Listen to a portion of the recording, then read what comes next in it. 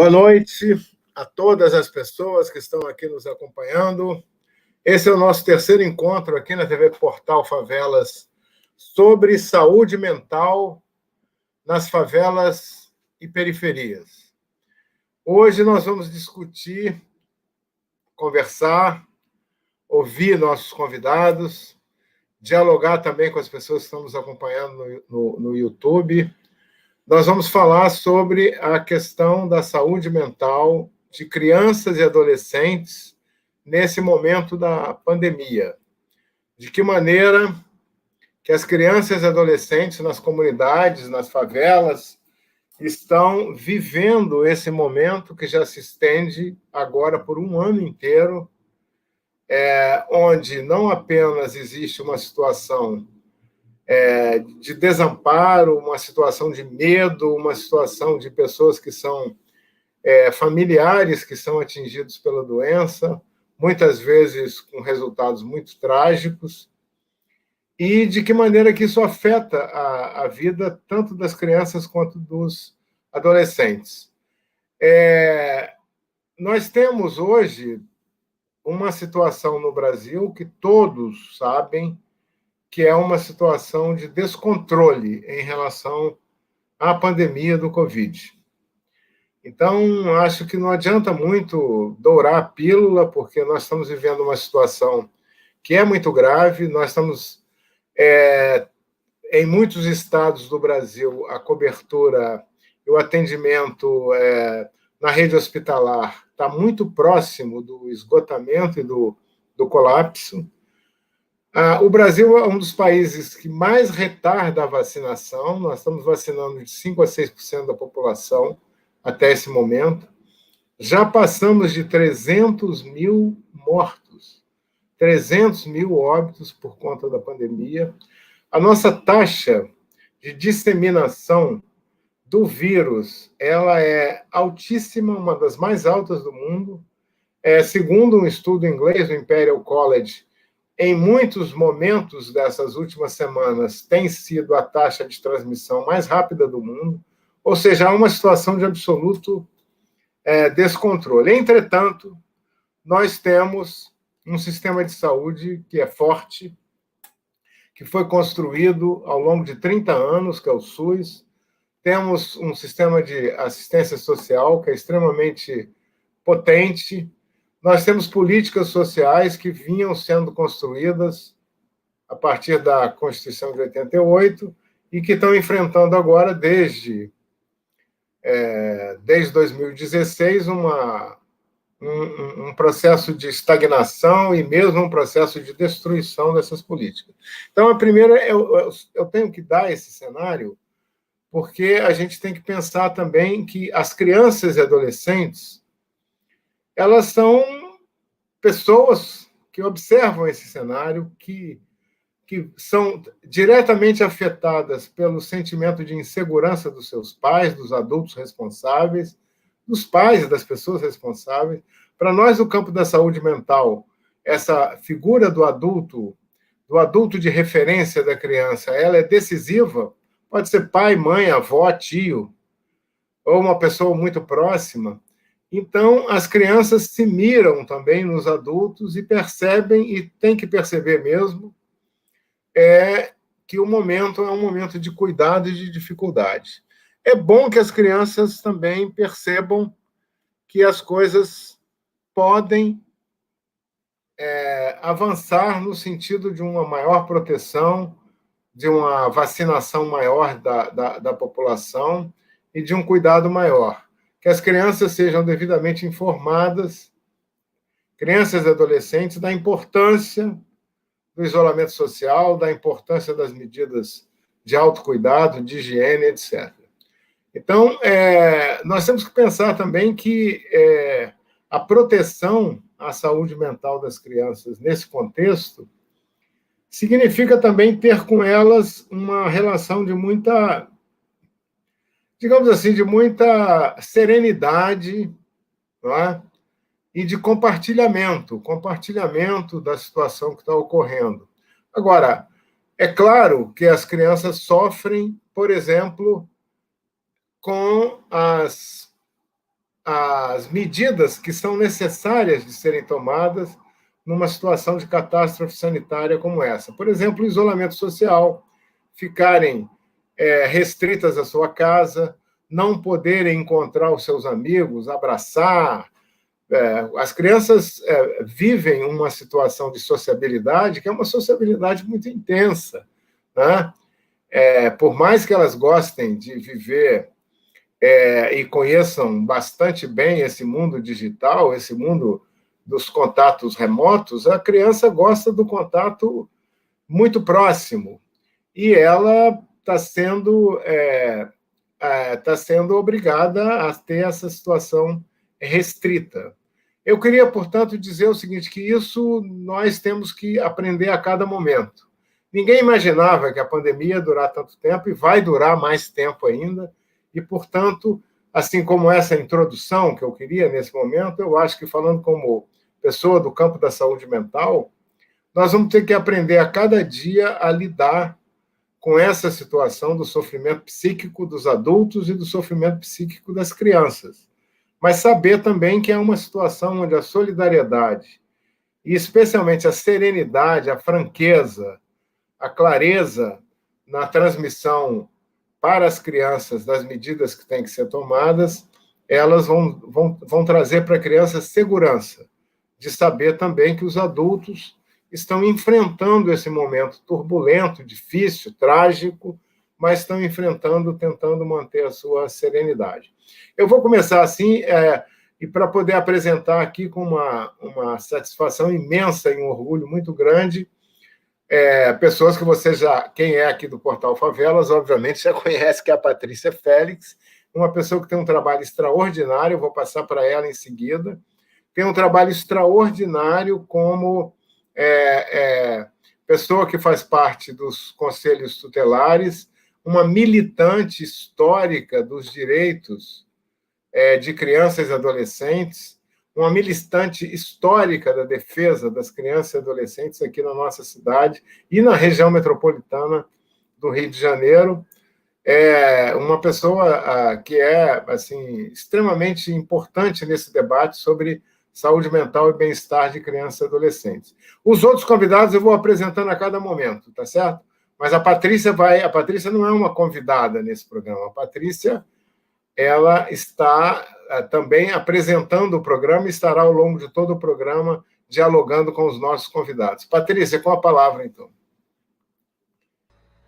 Olá, Pedro. Primeiro, eu quero dar boa noite a todos e todas, né? 9 horas da noite é um tema muito importante, por conta não só da pandemia, mas quando a gente fala de criança e adolescente, Pedro, e você traz a necessidade de situar essa população, né? Esse sujeito de direito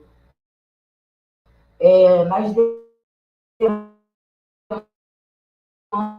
demandas, a gente vê o quanto que é importante, porque quando a gente trabalha com essa população, principalmente na área dos direitos e da violação dos direitos, preocupa muito como que estão sendo conduzidas as políticas públicas, não só para os adultos, para a questão do trabalho, para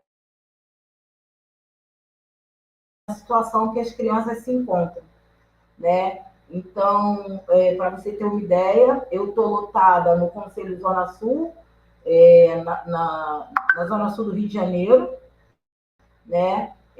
Hoje, o nosso sistema, utilizamos o CIPA, que é um sistema que a gente tem uma amostragem das entradas, das denúncias e dos atendimentos e das informações.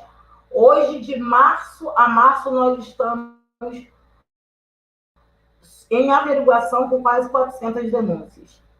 Fora as denúncias que a gente dá como improcedente, fora os atendimentos. Então, a gente tem um fluxo imenso de crianças e adolescentes que, de uma forma ou de outra, quando eu trago assim, avalia essa violação do Estado e da própria sociedade, quando não reconhece esse sujeito como um agente participativo, inclusive com potencial poder reivindicatório de políticas públicas. Então, a gente trazer o tema como que essa população está afetada, principalmente dentro das periferias e nas favelas, é muito importante, mas principalmente necessário. Então, nós, hoje, estamos atuando com algumas favelas da Zona Sul, alguns morros, né? Mas eu atuo também na Vila Vintém, como todos sabem, eu sou favelada, e atuo dentro da Vila Vintém, em Campo Grande. Hoje eu estou na Zona Oeste para estar dando atendimento a essas mães e esses adolescentes. Por que a gente fala do atendimento? Porque na pandemia, principalmente os adolescentes e as crianças dentro das favelas, não que foi a pandemia, né? Essa negligência que a gente já vinha desde sempre observando pelo Estado,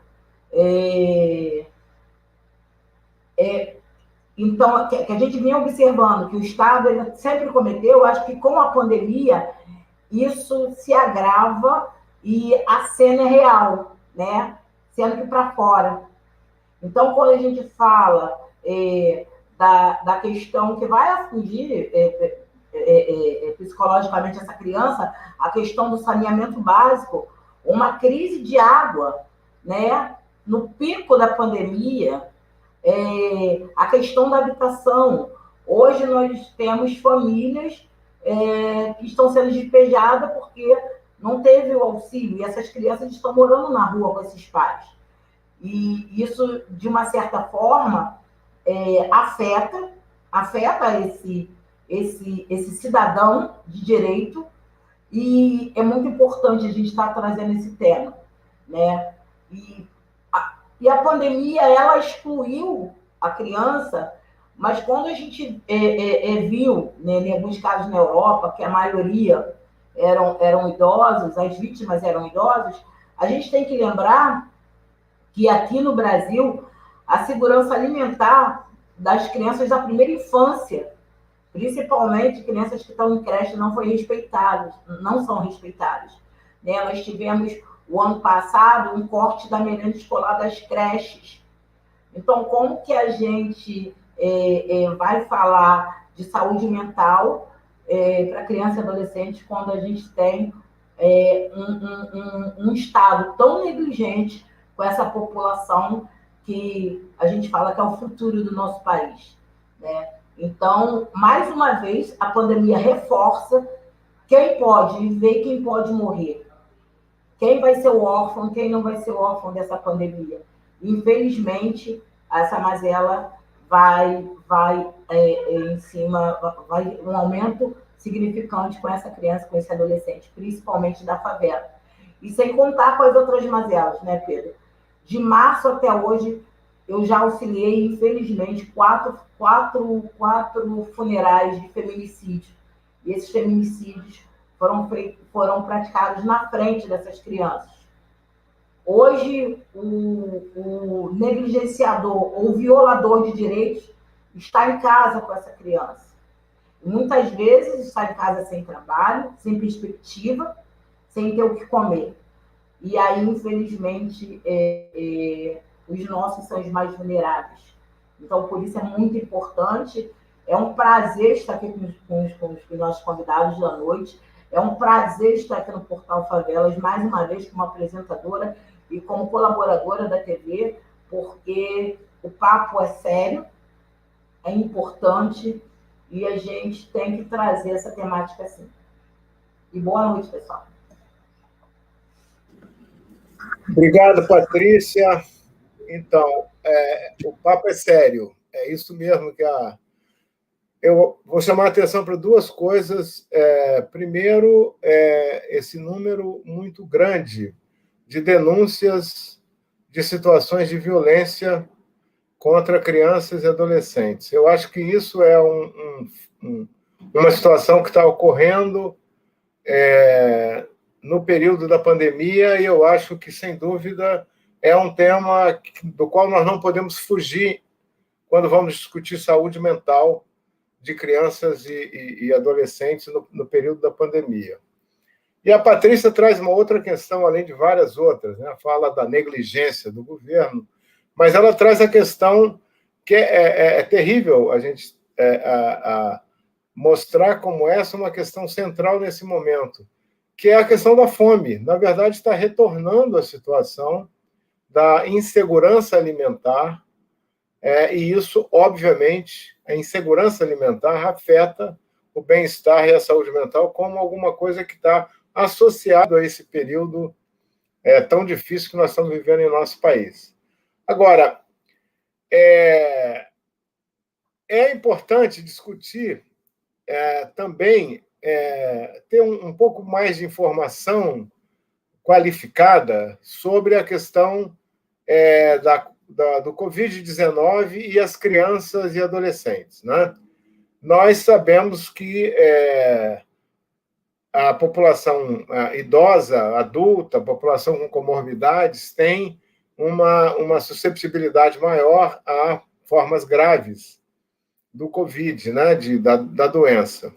Mas é importante também que a gente possa discutir aqui com os pais e responsáveis, conhecer um pouco melhor a visão da pediatria, né? De que modo que a pediatria está vendo esse problema da pandemia do ponto de vista de como elas afetam, de fato, crianças e adolescentes. E eu queria agradecer muito aqui a presença da nossa convidada, Raquel Zeitel, que é pediatra e é chefe da UTI pediátrica do Hospital Pedro Ernesto, na UERJ. Além de recebermos aqui com muito prazer a doutora Raquel, a nossa pediatra, é uma maneira também de nós prestarmos uma homenagem à UERJ. A UERJ é uma universidade que também nesse período, desde 2016, enfrentou muitas dificuldades, e é uma universidade que, na nossa cidade, na nossa região, ela tem um papel decisivo.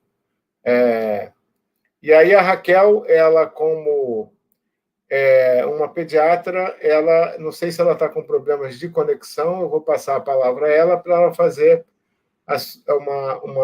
dar uma visão de conjunto do ponto de vista da pediatria sobre o Covid-19, crianças e adolescentes. Raquel, com a palavra. Boa noite a todos, é um prazer estar aqui. Eu achei um carinho enorme, inclusive, falar da UERJ. Realmente, a UERJ tem essa coisa de parceria com a população e cada vez mais, né? Tem uma visão muito inclusiva, e isso é uma coisa que nos honra muito, né? Mas como é que a gente vai falar, né, dessa pandemia e as crianças nessa pandemia? Nesse primeiro momento, acho que o Pedro falou muito bem, porque não é só a parte física que é atingida, mas a gente vê que as crianças têm sofrido muito, né, na parte mental também, nessa perda da escolaridade, nesse atraso, nesse aumento de divisão que a gente está vendo, né, nesse atraso escolar que está cada vez mais dividindo a população, principalmente a população mais pobre, a criança mais pobre que não consegue realmente ter acesso a um mínimo de internet para poder estudar. Bom, mas o que a gente sabe hoje é que desde 2019, né, quando teve o primeiro caso, né, detectado naquele mercado chinês, e a primeira criança foi detectada com Covid logo em janeiro de 2020, logo um pouquinho depois, em março, é decretada a pandemia. A partir daí, a gente começa a viver um turbilhão. A gente sabe que as crianças não desenvolvem a doença da mesma maneira que os adultos, né? A gente sabe que todas as idades no grupo pediátrico podem ser acometidos pela doença. A gente sabe que tem várias hipóteses para explicar isso, mas grande parte dessas crianças, mais de 90%, só vão apresentar casos leves e moderados, mas tem um dado bastante interessante que a gente sabe também, que mesmo que as crianças sejam menos hospitalizadas do que os adultos, a cada 3 crianças hospitalizadas, uma vai precisar de UTI. Então, a gente vê que eles ficam menos doentes, mas a proporção dos que internam sempre um deles vai precisar de UTI. A mortalidade a gente sabe que é baixa, os meninos são mais acometidos, e a gente sabe que aqueles que têm alguma comorbidade, ou seja, alguma doença de base, ou seja, uma obesidade, diabetes, alguma doença imunológica grave, seja asmático, uma doença pulmonar, enfim, essas crianças terão maior risco de desenvolver o COVID. Em termos ainda dessa parte epidemiológica, a gente sabe que tem um trabalho chinês com 2.300 e tantas crianças, talvez tenha sido o maior trabalho realizado, que mostrou que dessas 2.000 e tantas crianças, só 700 e poucas tiveram Covid. E dessas 700, 90% se saíram bem, ou seja, tiveram doenças leves ou moderadas. O Covid em criança, a gente sabe que tem uma sintomatologia muito ampla. Então, a gente tem sintomas muito comuns a várias outras doenças. Então, a gente tem febre, tosse, calafrio, mialgia, prostração, dor abdominal, alguns sintomas muito próximos do adulto, como a anosmia, que é não sentir cheiro e não sentir o paladar, a perda do paladar também. Uma coisa que a gente observou muito nas nossas crianças, como uma característica importante, foi a dor abdominal, um quadro de febre, dor abdominal e diarreia, sem nada respiratório. Então, assim, é uma sintomatologia muito ampla, E a gente sabe que na pandemia nem tudo vai ser Covid, mas a gente também não pode, exatamente por essa sintomatologia tão ampla, não pensar no Covid. Então, acaba que a cada criança que interna, a gente tem que afastar todos esses quadros, mas o que a gente tem visto é que grande parte das crianças que têm internado, mesmo com sintoma respiratório, esses sintomas respiratórios não são do SARS-CoV, não é da doença COVID-19, é decorrente no momento de outros vírus, a gente pode classificar essa doença em leve, moderada, grave, caso crítico, de acordo com cada sintomas que essas crianças podem apresentar. E eu acho, assim, em termos de epidemiologia, é isso, A gente teve um pior momento, onde, dentro do meu hospital, a gente se preparou, trocamos, tivemos que ampliar unidade, e que naquele momento nós tivemos por ser referência, um quantitativo maior de crianças internadas, que hoje a gente não está vendo nesse momento. Hoje nós estamos internando crianças com outros quadros virais, até numa proporção maior.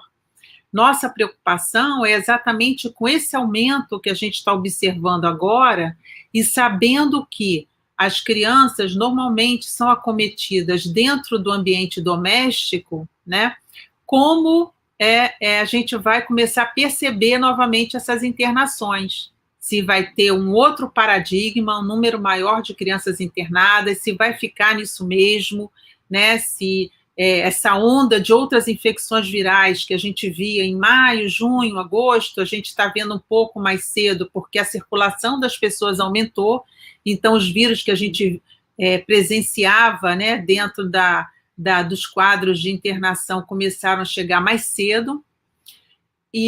Mas, por enquanto, a gente está vendo ainda o Covid na criança, neste momento, ainda bem lento. Não estamos apreciando um quantitativo grande de crianças ainda com Covid.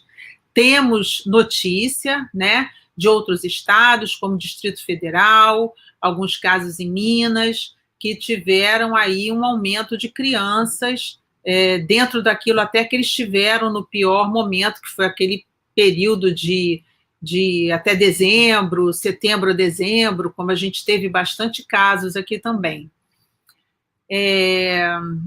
Existe um quadro mais raro em crianças, que é chamado a síndrome multi-inflamatória, a síndrome inflamatória multissistêmica ligada ao COVID, que são crianças que apresentam um quadro inflamatório semanas após ter tido contato com vírus.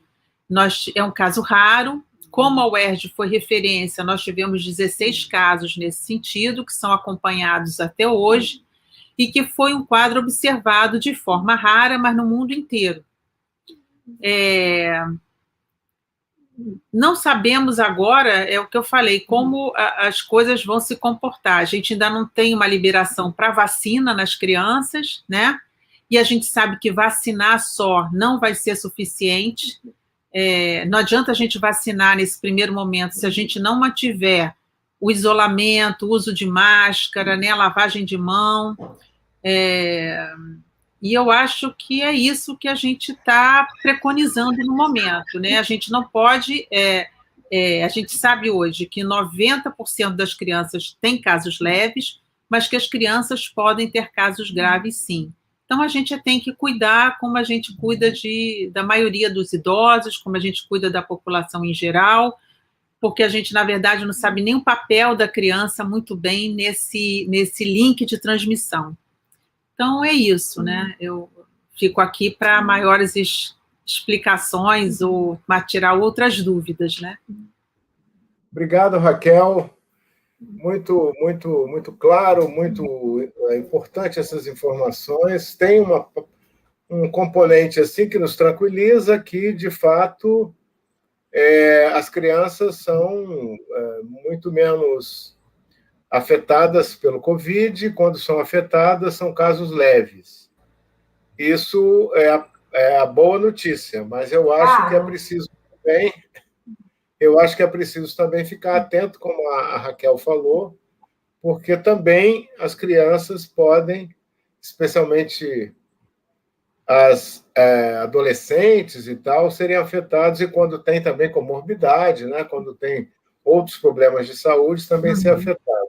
Agora, essa questão, viu, Raquel, o que eu acho, vou passar para a Patrícia, ela nos traz uma questão decisiva, que nós precisamos de uma rede de saúde, né? A rede de saúde tem que funcionar, a atenção primária tem que estar presente, não é isso? Para poder ter principalmente a atenção primária, quer dizer, a atenção primária, são as clínicas da família que têm que estar presentes nas comunidades para poder dar essa orientação e fazer, se for o caso, esse atendimento nos casos da síndrome respiratória, né? Porque a síndrome respiratória é uma coisa comum nas crianças, né? Absolutamente comum nas crianças. Mas, Patrícia, diga aí. Então, é interessante quando você traz esses dados, porque, na verdade, nós invisibilizamos a questão das crianças.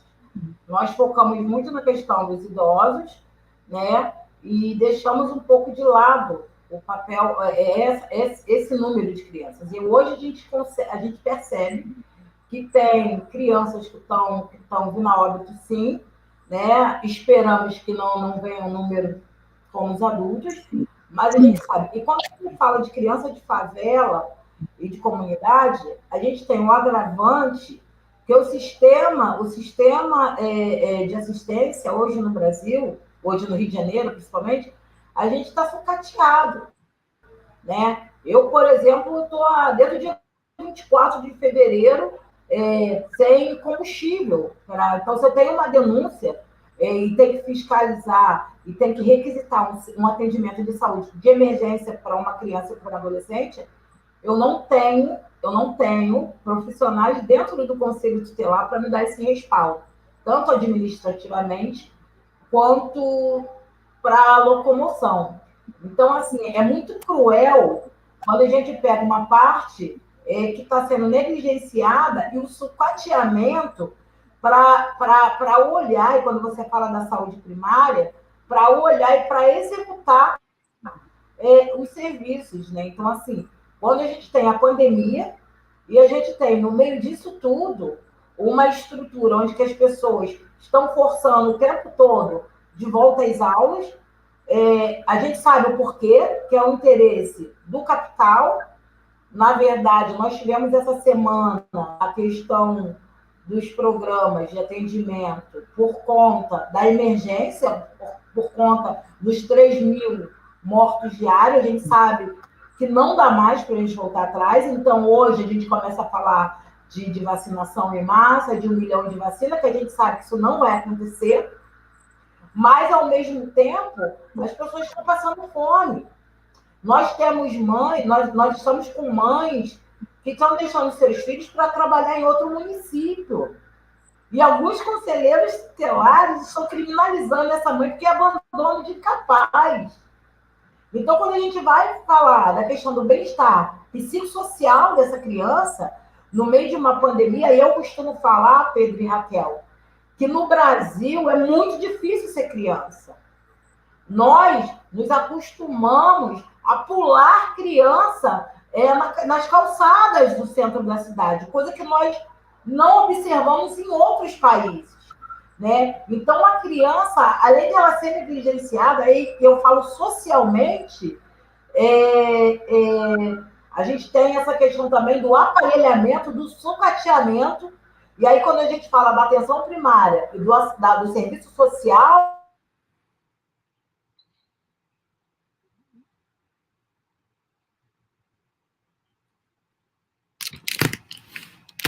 Patrícia, eu acho que.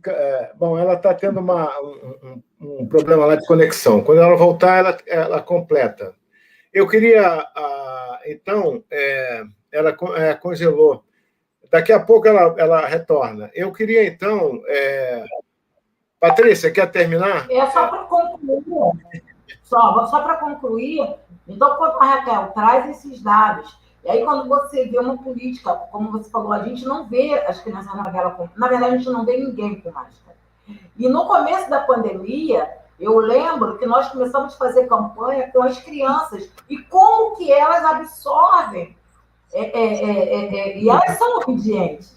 A criança, se você falar que ela tem que fazer, ela vai fazer. Né? Então, como que esse negativismo, como que essa crueldade que eles fizeram conseguiram contaminar também. E os nossos adolescentes, né, nesse meio todo, confinados, né? E aí o adolescente da favela sem acesso à internet, né, sendo negligenciado, sendo violado. A violência sexual aumentou muito dentro das casas, o violador está dentro de casa, como a gente falou. E aí, como que a gente traz isso para esses adolescentes? Como que a gente reorganiza esses adolescentes dentro desse território? Porque a gente está vendo que nas comunidades eles começam a se reorganizar. Alguns começam a se reorganizar. Concluir, Pedro. Tá ótimo, Patrícia. Vamos falar de adolescentes. E nós vamos, inclusive, apresentar aqui uma adolescente, daqui a pouco.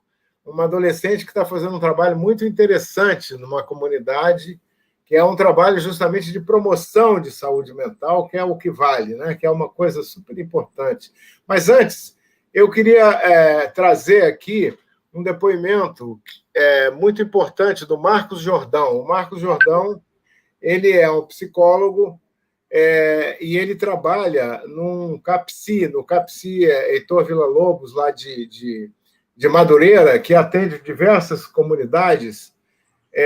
Porque o CAPSI, quando nós falamos de saúde mental de crianças e adolescentes, seja na pandemia, seja em tempos não pandêmicos, os CAPSI são locais assim decisivos para a gente assegurar o atendimento das pessoas que precisam mesmo, de crianças e adolescentes que precisam desse cuidado. Eu sou fã dos CAPSI, sou suspeito para falar, porque desde o início da sua implantação, sempre achei que eles são decisivos. Eles estão muito fragilizados, nós sabemos, mas eles são muito importantes. O Marcos Jordão tem uma experiência muito, muito boa. Eu vou pedir, então, a Maísa para colocar o depoimento do Marcos. O Marcos vai participar aqui através do depoimento.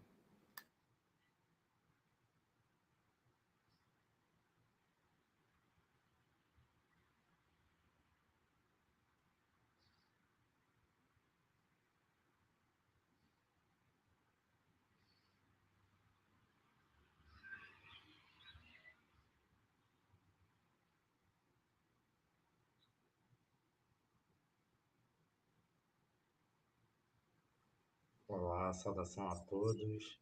Eu me chamo Marcos Jordão e eu sou vendedor técnico do CAPCI Heitor Villa-Lobos, Atenção Psicossocial Infanto Juvenil.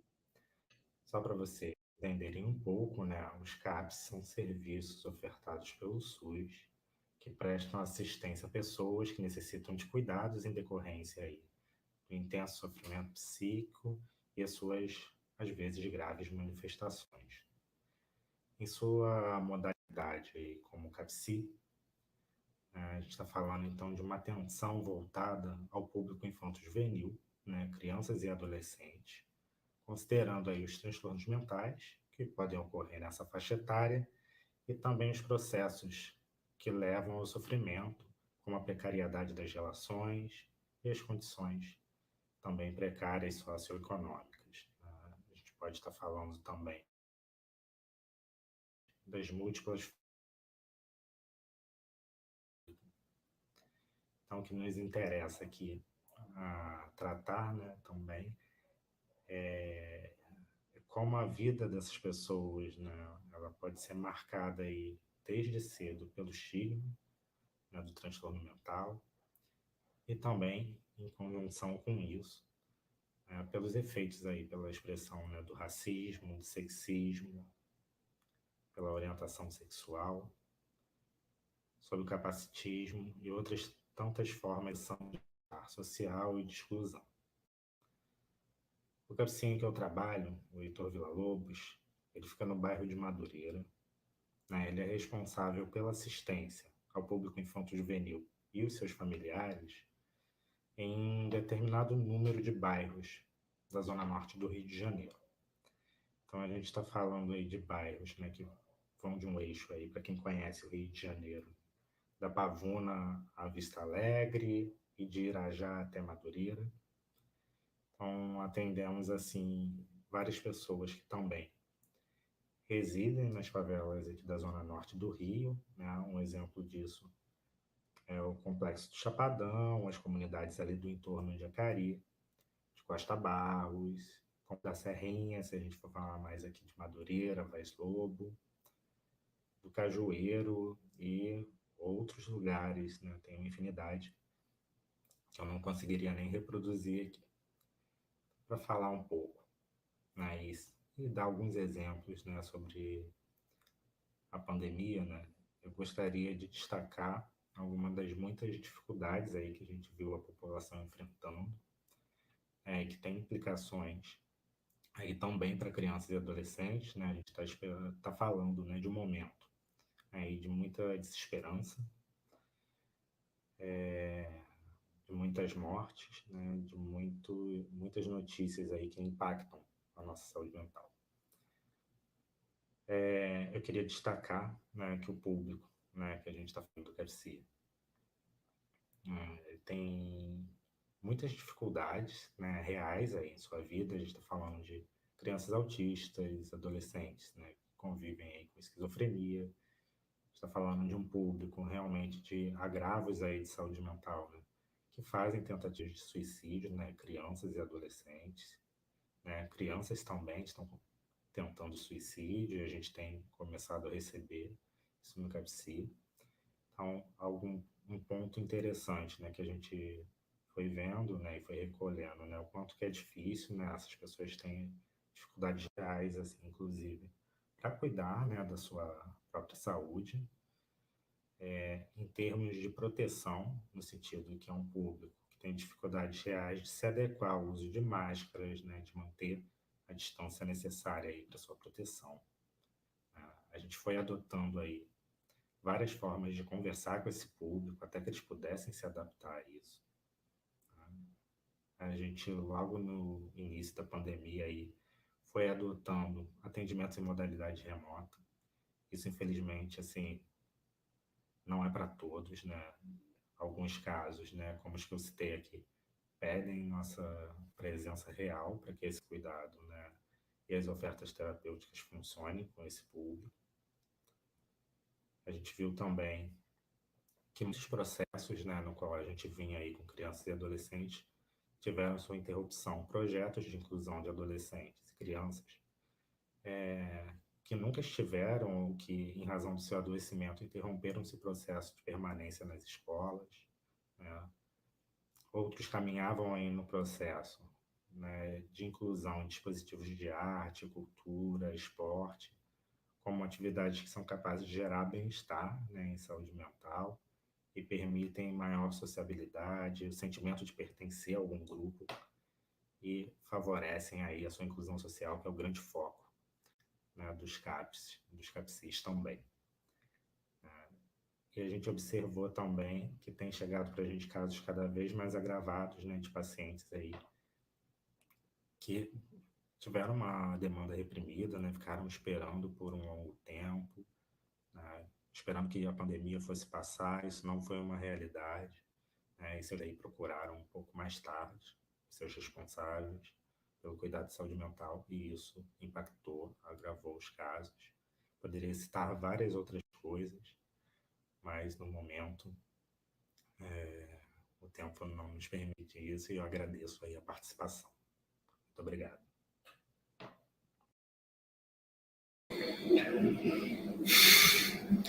Então, ouvimos o Marcos Jordão. Talvez o som não tenha ficado muito claro, mas o Marcos, ele é coordenador técnico ali do CAPS Heitor Villa-Lobos de Madureira, que atende várias comunidades. E eu vou passar, antes de pedir a Patrícia, eu só queria comentar que o Marcos chamou a atenção para uma coisa: muitos casos se agravando de crianças. Estão me dizendo que deu para ouvir bem, então eu que não ouvi muito bem aqui do meu computador. Que muitos casos se agravaram e que muitas vezes também os CAPS e os CAPS de adultos também tiveram que criar inovações que pudessem substituir o atendimento presencial, principalmente o atendimento através de coletivos, de grupos, através do atendimento por via remota. Então, isso traz uma questão super importante, que é que nós estamos enfrentando aí no serviço de saúde mental, que é a questão da inclusão digital. É absolutamente necessário que a população tenha acesso à internet. É absolutamente necessário que isso seja considerado um direito da população, esse acesso à internet, e isso como uma obrigação do setor público, para que possa também essas atividades que os CAPCI desenvolviam presencialmente, nesse momento de isolamento social, de diminuição do atendimento presencial, possam ser feitos de forma remota. Todos os CAPCI estão funcionando com limitação de tempo, com limitação de pessoal. É preciso chamar a atenção também que muitos profissionais de saúde estão adoecendo e, portanto, estão desfalcando o serviço. Além dos serviços estarem sucateados, especialmente aqui no Rio de Janeiro, existe essa questão do adoecimento dos profissionais que estão acometidos pelo Covid, que se afastam, ou profissionais que adoecem também em função desse contexto de sobrecarga, de estresse, etc. Mas é só o seguinte: é preciso destacar a importância decisiva, estratégica, desse dispositivo chamado CAPCI, se a gente quer falar de saúde mental de criança e adolescente no âmbito do SUS, no âmbito do setor público.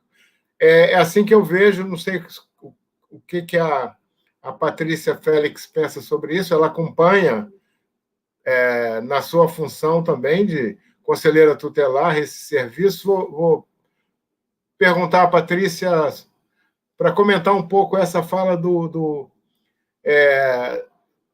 Jordão, né, sobre o CAPCI.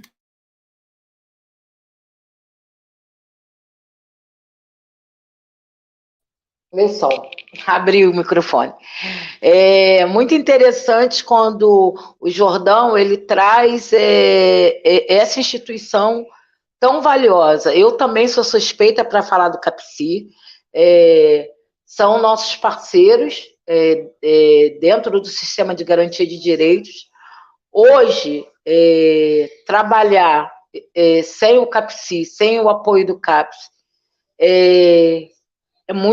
é difícil, é quase impossível, porque, infelizmente, as demandas que chegam para a gente, como a gente está falando o tempo todo, a gente tem a questão material, a gente tem a questão dos subsídios, mas a questão do abandono afetivo, a questão das violações de direitos dentro da casa, a questão da falta de planejamento estratégico para atividades de criança e adolescente, a questão dessa exclusão digital de criança e adolescente, porque quando a gente fala exclusão digital, a gente fala muito visualizando, vislumbrando os nossos adolescentes que vivem, né, mesmo em comunidade, com seus celulares. Uma coisa é você ter um celular e ter um plano de internet de R$10 por semana. Outra coisa é você ter atividades que você vai precisar de um pacote, você vai precisar de um número determinado para você exercer atividade digital. Uma coisa é você usar a internet pelo WhatsApp, né, o bate-papo do adolescente, que muitas vezes eles vão para algum lugar, alguma lan house, algum ponto que tem internet que ele possa usar, e quando ele está em isolamento, que ele não tem esse acesso. Então, o CAPCI hoje, não só o CAPCI, mas os CRAs, o CREAS, mas o CAPCI, por ele ter essa peculiaridade da saúde mental, ele é o nosso principal aliado.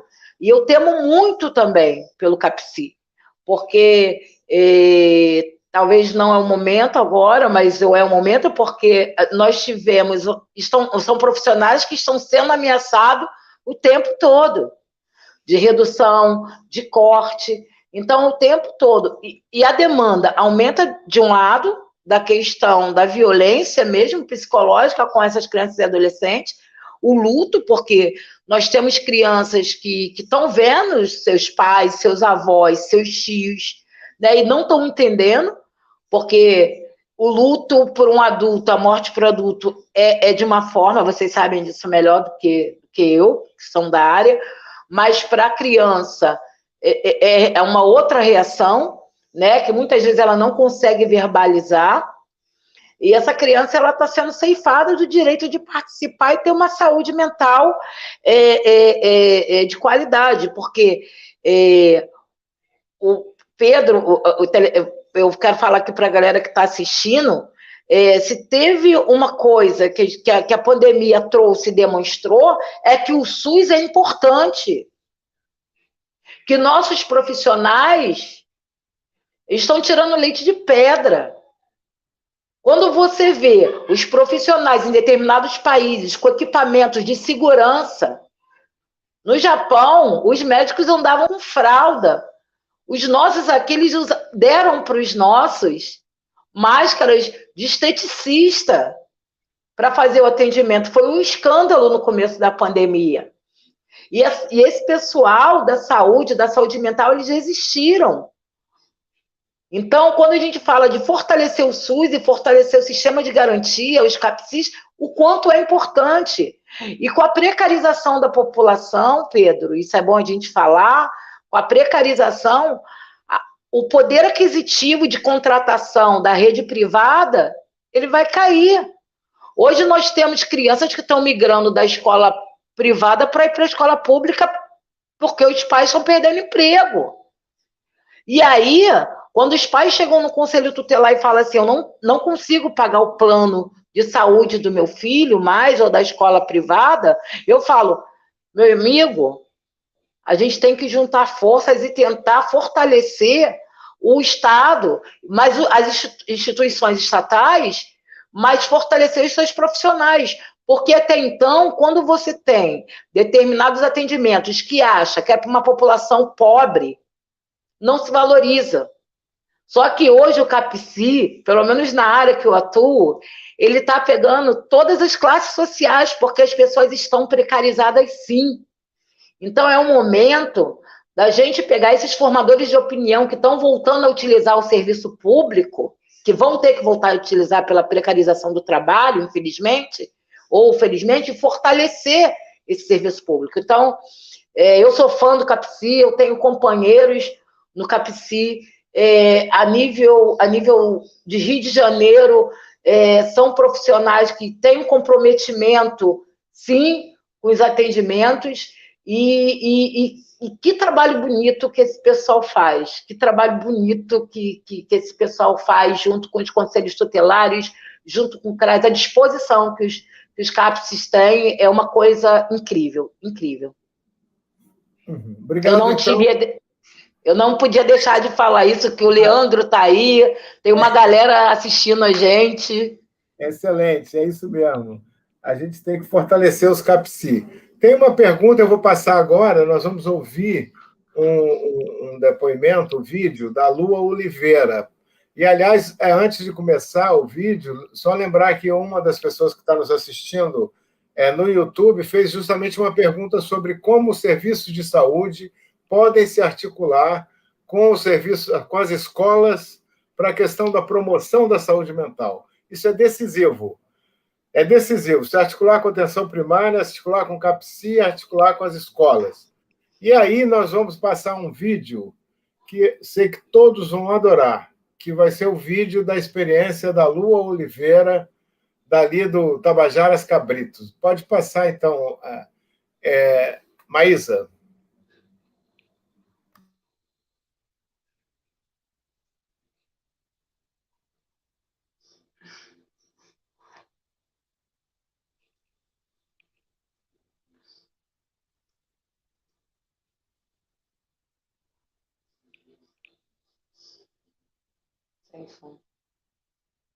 Oi, meu nome é Lua Oliveira, tenho 13 anos, eu moro na comunidade Tabajaras e Cabritos, estou aqui acompanhada com a minha mãe e eu vim contar um pouquinho da minha história para vocês. Bom, em 2019 foi minha primeira vez na Bienal do Livro, e lá eu percebi que crianças de colégio público que vinham com os pais e de ONGs não levavam livro para casa. E eu fiquei muito triste com isso. Cheguei em casa, fiquei pensando nisso. Depois de 2 dias, tive a ideia de montar a Biblioteca Mundo da Lua. A princípio, eu não tinha espaço, não tinha livros e nem estante. Fiz um vídeo, pedi livros e também pedi um espaço para a associação de moradores. Me deram um espaço, montei a biblioteca, inaugurei dia 18 de outubro de 2019. A biblioteca já tem 1 ano e agora a gente comprou a segunda sede da Biblioteca Mundo da Lua. Agora, na pandemia, nós tivemos que fechar a biblioteca por causa do coronavírus e do distanciamento social. Mas as mães vão lá, pegam de 10 a 20 livros para as crianças levarem para casa e depois as mães, depois de um mês, devolvem os livros. Vocês têm quantos livros lá hoje, Lua? De 8 a 12 mil na biblioteca, mas já se passaram mais de 60 mil livros. Que vocês estão organizando também um espaço para que as crianças possam ir lá estudar, né? Durante a pandemia, inclusive por conta do acesso remoto às aulas.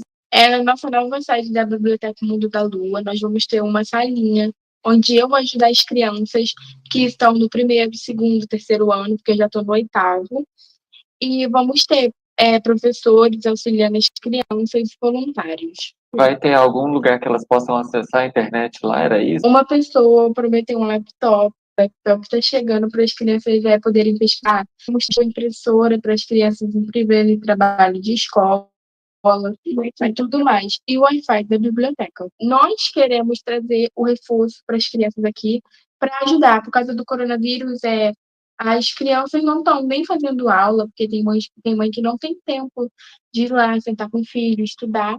Então, elas mandam as crianças virem para cá, que está tudo cuidado, tudo higienizado, as crianças vão pesquisar o trabalho. Aqui seria uma biblioteca comunitária, já está virando um centro comunitário, porque nós vamos ter aula, vamos ter aula de inglês, vamos ter aula de música, dança, e por isso a gente estava querendo fazer um reforço escolar para auxiliar melhor as crianças da comunidade. Pelas crianças terem o acesso à literatura, lerem, viajarem pelos livros e não ficarem tanto nos laptops, computador, na violência, as crianças auxiliam melhor e ficam juntas umas com as outras e aprendem a apoiar mais umas às outras. A segunda sede da Biblioteca Mundo da Lua, nós fizemos a Vaquinha Voa, fez uma vaquinha e pediu para as pessoas comprarem. A população comprou. A população começou a doar dinheiro para a vaquinha, pessoas de outro país até, mas da comunidade acho que ninguém. Meu nome é Fátima, eu sou a mãe da Lua, uma mãe vó, e eu sempre estou apoiando os sonhos e os projetos da Lua. A Lua, desde pequena, frequentou junto comigo projetos sociais, e eu acho que esse grande empreendimento que ela teve foi por conta disso. Saber a importância do projeto social na vida de outra pessoa. De saber, quando eu não tenho para custear um curso, uma aula, eu posso procurar projetos sociais e fazer gratuitamente. Quero pedir muito obrigada a vocês, atenção. E, gente, a literatura é uma coisa muito importante. Leiam. Com a leitura, vocês podem viajar, vocês podem conhecer mundos novos e conhecer o direito de vocês. Leiam bastante.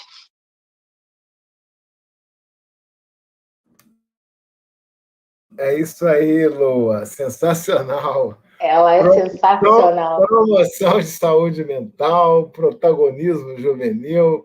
Diga aí, Patrícia, você conhece, inclusive, a Lua, né? Pessoalmente, a gente ainda não encontrou. Na verdade, o Conselho Tutelar da Zona Sul está fazendo uma parceria com algumas comunidades, né? Então, a gente está dando protagonismo para os adolescentes. Então, já fizemos uma reunião na comunidade da Luna. Eu não estava presente, porque eu estava de Covid, mas a Luna, ela é uma menina muito especial, é um potencial, né, do que ser mulher dentro de uma comunidade, se reinventar. E, Pedro, é o que eu falei no início, a negligência do Estado, ela não se dá agora com a pandemia, né? Isso vem lá de trás, essa cultura escravocrata, o projeto que, infelizmente, o Estado e a sociedade, não todos, é lógico, mas tem para essas crianças e para esses adolescentes de comunidade, o serviço braçal, né? Ser aquele que vai entrar pela portinha do fundo, pela garagem, entrar pelo elevador de serviço, não desmerecendo nenhum profissional, mas, e quando a aluna traz essa ideia, não só aluna, a gente está com muitos adolescentes, assim, muitas comunidades, coisas maravilhosas, a gente vê o potencial de como a gente pode se recriar dentro da diversidade que foi imposta para a gente a vida toda, sabe? Então, é muito orgulho a gente ver a Luna como uma cidadã de direito. E quando ela fala, ela com 13 anos, ela fala, porque nossas crianças, porque nossos adolescentes. E ela se coloca como protagonista, porque realmente são nossas crianças, nossos adolescentes. Então, como cidadão de direito, eu tenho que proteger e tenho que fazer políticas públicas como qualquer cidadão tem essa capacidade. Então, a Luna, assim, eu tenho muito orgulho da Luna, como eu tenho muito orgulho de outros adolescentes. Eu tenho ideia da gente estar fazendo centros de escutas dentro das comunidades, não trazer nada pronto, porque essas crianças, esses adolescentes sabem o que eles precisam. Eles sabem, eles têm ideia, eles sabem produzir. E eu fico muito feliz, a gente já está chegando no final do programa, né, Pedro? E, assim, fechar com a Luna é um recado que é possível. Mudar é possível. Crianças de favela têm direito à cultura, a lazer, à alimentação e ao desenvolvimento psicossocial como qualquer outra criança do planeta. Porque a favela existe e a favela resiste. Boa noite, pessoal. É muito bom, a Lua, foi muito boa a sua história, a sua iniciativa, você construiu uma coisa extraordinária na sua comunidade, e isso funciona também como uma espécie de direção de trabalho. Essa que é a questão, a direção do trabalho no sentido da inclusão social, cultura, protagonismo juvenil, todas essas situações que apontam para o que a gente chama de promoção da saúde mental. Quer dizer, você tem que ter o atendimento das pessoas que sofrem, você tem que ter também o cuidado da saúde física das crianças e adolescentes, tem que ter a prevenção na situação da Covid, vacinação para todos já, mas tem que ter a promoção da saúde mental na articulação com a escola. E esse trabalho da Lua, que é relatado aqui, que dá tanto orgulho à dona Fátima, né? Que é a mãe-vó, como ela diz, a mãe-vó da Lua, é muito importante. É uma direção de trabalho para nós do campo da saúde mental. Essa articulação com a escola, com a cultura, com o ensino, a articulação também com todas as forças organizativas da própria comunidade, para defender o bem-estar físico, psíquico, social de todas as pessoas da comunidade. O nosso programa, ele tem 1 hora, então nós estamos chegando ao final.